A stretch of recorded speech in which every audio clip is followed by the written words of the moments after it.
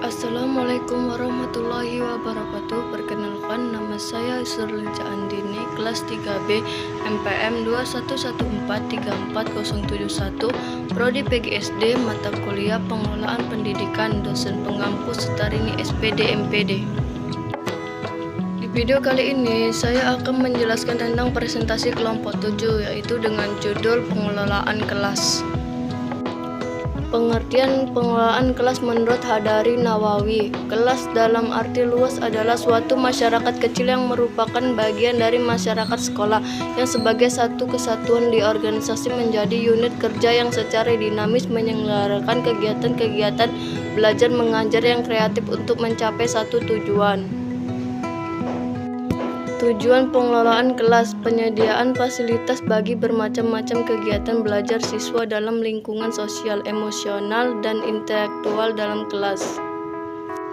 Ruang lingkup pengelolaan kelas. 1. Pengelolaan kelas yang memfokuskan pada hal-hal yang bersifat fisik, yaitu berkaitan dengan ketatalaksanaan atau pengaturan kelas yang merupakan ruangan yang dibatasi oleh dinding tempat siswa berkumpul bersama mempelajari segala yang diberikan oleh pengajar dengan harapan proses belajar mengajar bisa berlangsung secara efektif dan efisien.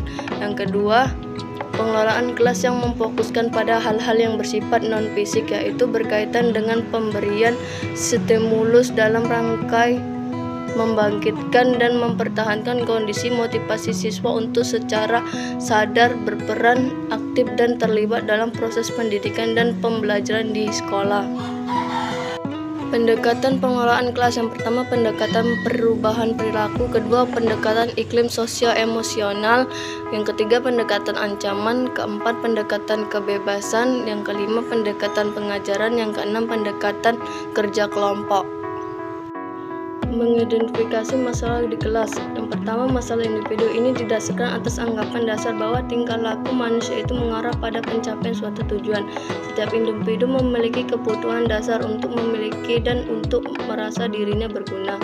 Jika seorang individu gagal mengembangkan rada memiliki dan rada dirinya berharga, maka dia akan bertingkah laku menyimpang.